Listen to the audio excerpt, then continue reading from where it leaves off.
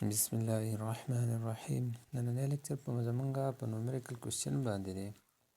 خانولی question number 1 ته ګورئ. To open a door force of 15 Newton is applied at 30 degree to the horizontal. Find the horizontal and vertical component of force. وی که دروازه مونږ کولاو د لپاره مونږ 15 نیوټن فورس اپلای کوو، خو دا د هاریزنټل سره څومره ډیګري انګل جوړوي؟ 30 ډیګري انګل جوړوي. نو وی هاریزنټل کمپوننټ د دې معلوم کړئ او ورټیکل کمپوننټ د دې معلوم کړئ. نو په ګیون ډیټا کې به تاسو ولیکئ فورس اف از ایکول ټو 15 نیوټن، انګل تیټا از ایکول ټو 30 ډیګري، او ریکوایر ډیټا کې به ولیکئ هاریزنټل کمپوننټ اف فورس اف ایکس باندې موږ ظاهرو کنه، ورټیکل کمپوننټ اف فورس موږ اف واي باندې ظاهرو. نو بیا د هاریزنټل کمپوننټ د معلومولو لپاره فارموله څه ده چې اف ایکس از ایکول ټو اف کاز اف تیټا، او د ورټیکل کمپوننټ لپاره فارموله څه ده؟ اف واي از ایکول ټو اف ساین اف تیټا. نو موږ اف ایکس معلومو، نو از ایکول ټو به ولیکئ د اف په ځای باندې 15 نیوټن یې راکړی او کاز 30 ډیګري. اوس 15 نیوټن په خپل ځای ولګوئ او کاز 30 د 0.866 برابر دی. نو چې 0.866 لا په 15 نیوټن کې ضرب ورکړئ، دا په تاسو له رزلټ درکړي 12.99 نیوټن، او 12.99 نیوټن تقریبا برابر دی د 13 نیوټن. اوس مونږه د دې ورټیکل کمپوننټ معلومو، نو اف واي دی، نو اف واي از ایکول ټو اف ساین اف تیټا. د اف په ځای باندې 15 نیوټن ولګوئ، د ساین او د ساین په خپل ځای ولګوئ، تیټا په ځای باندې 30 ډیګري ولګوئ.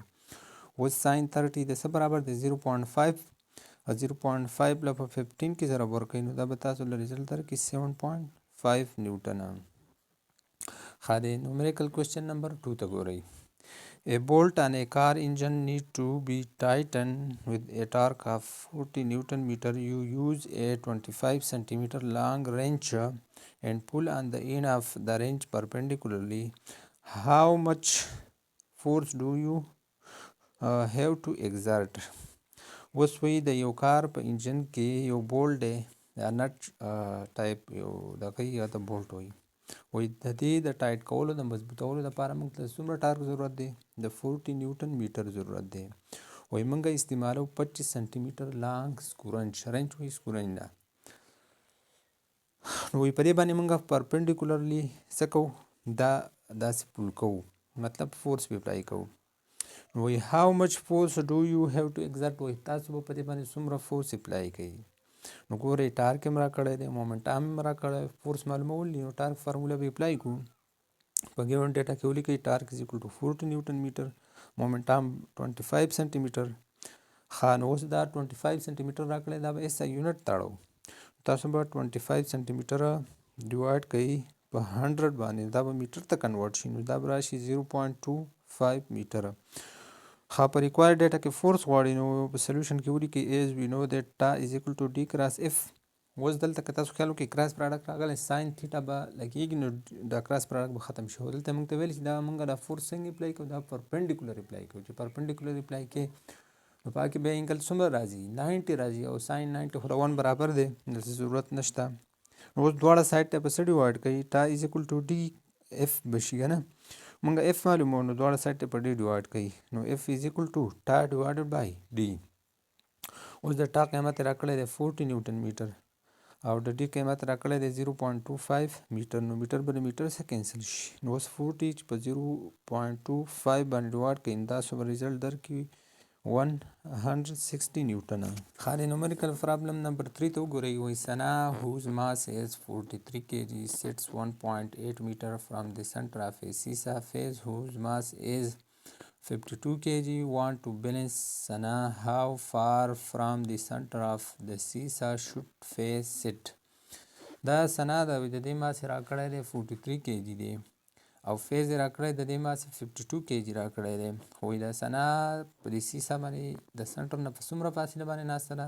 1.8 میټر فاصله باندې ناسته ده.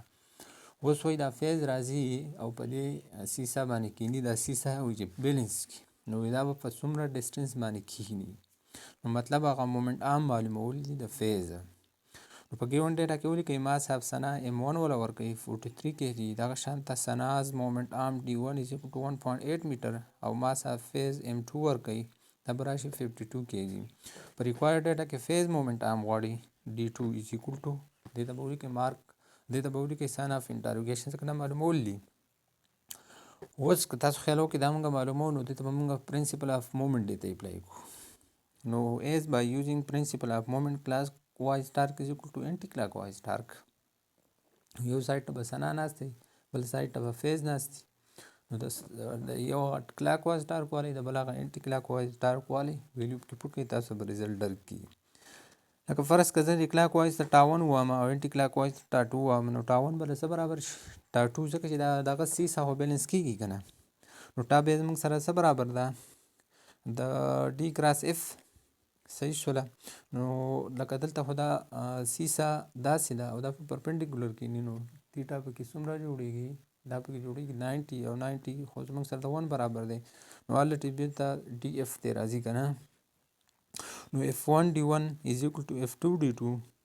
اوس که تاسو خیال وکړئ دلته صرف موږ له ماس راکړی دی که نه ویټ یې نه دی راکړی که نه موږ به فورس د ویټ برابر کړی وی خو که دلته تاسو ویټ ته بیا خیال وکړئ ویټ موږ سره د MG برابر دی نو د F په ځای W ولګوئ د W په ځای څه ولګوئ MG ولګوئ او که کوم ماس M1 دی لکه چې ماسونه خو ډفرنټ دي هغه له M1 ورکوئ او چې کوم ماس M2 دی هغه ډفرنټ دی هغه له M2 ورکوئ نو M1G D1 is equal to M2G D2.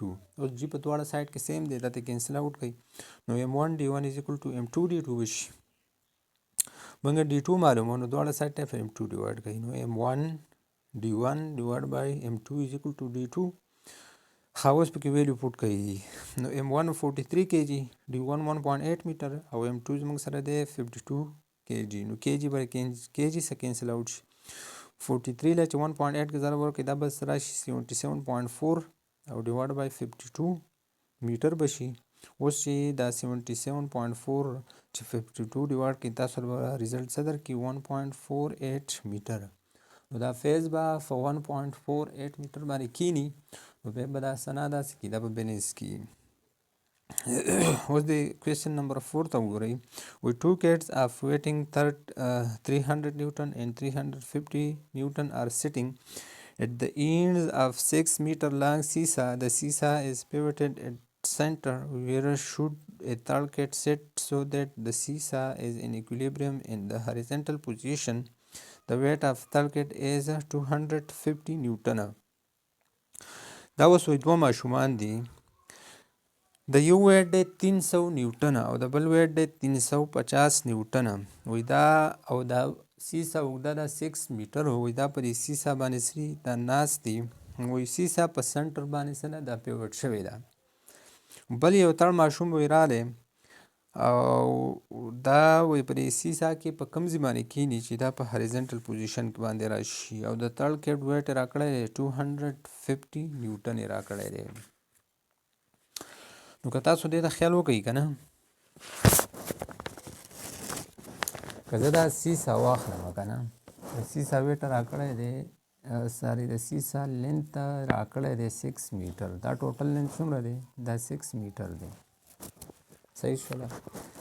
د یو کس ماشوم چې دی نو د ده ماس موږ له راکړی دی 300 نیوټنه صحیح شوله او د دې بل یې راکړی دی 350 نیوټن ویټ یې راکړی دی.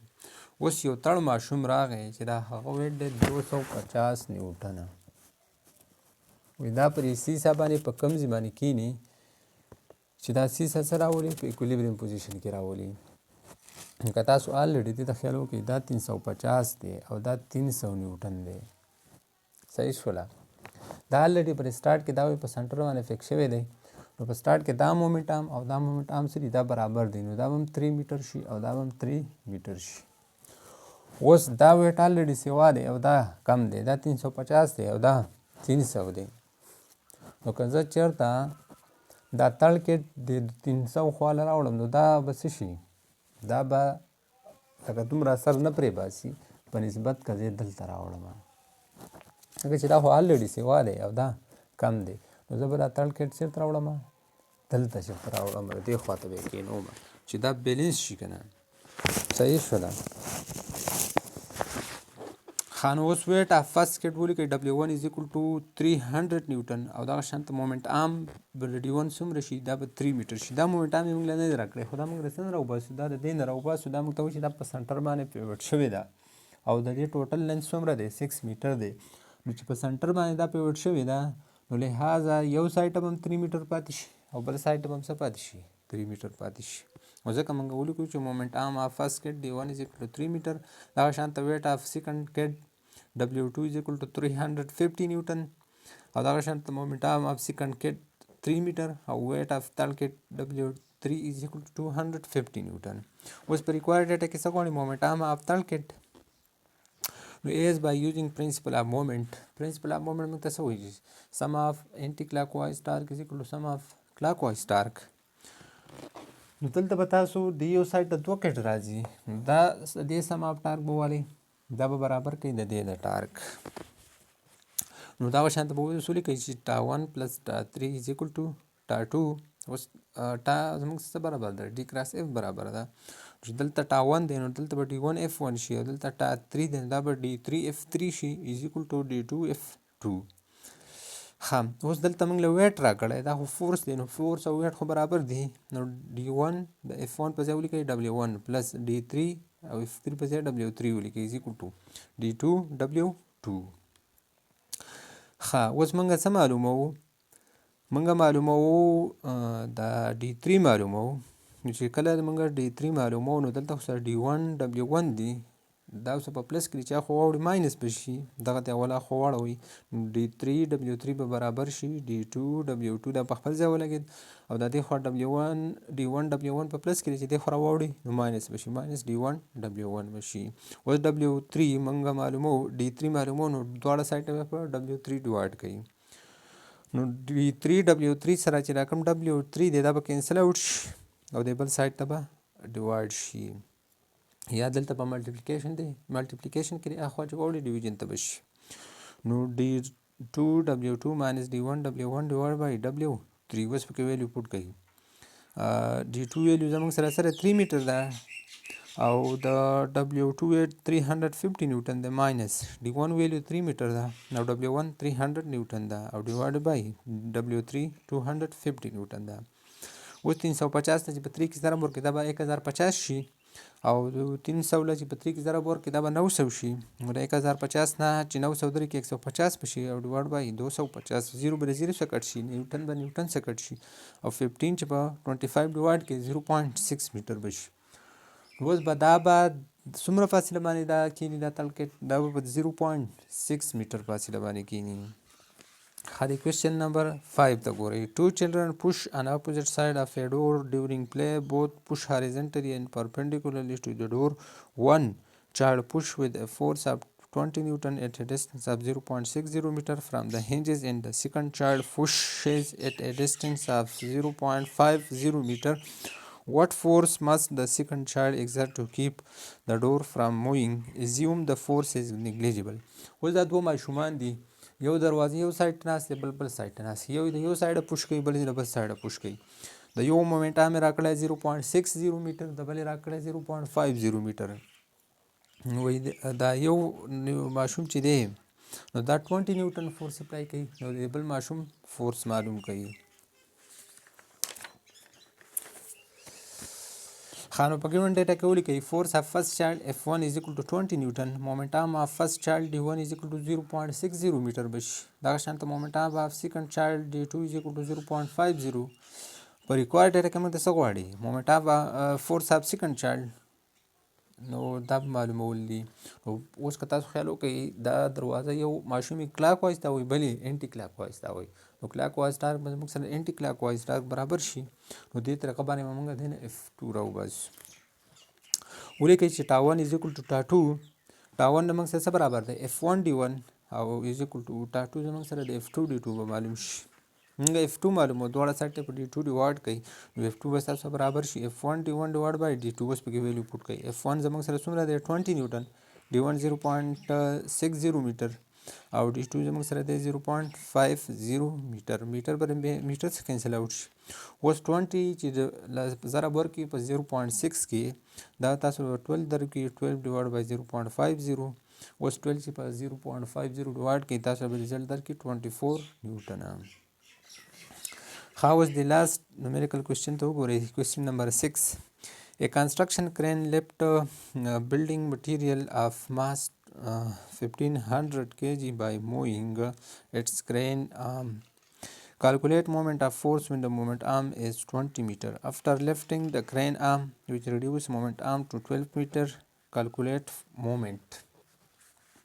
دا وی یو بلډینګ جوړیږي نو هغه له کرین څخه میټیریل سامان راوړی دی چې د هغه ماس څومره دی 1500 کیلوګرام د دې ماس دی.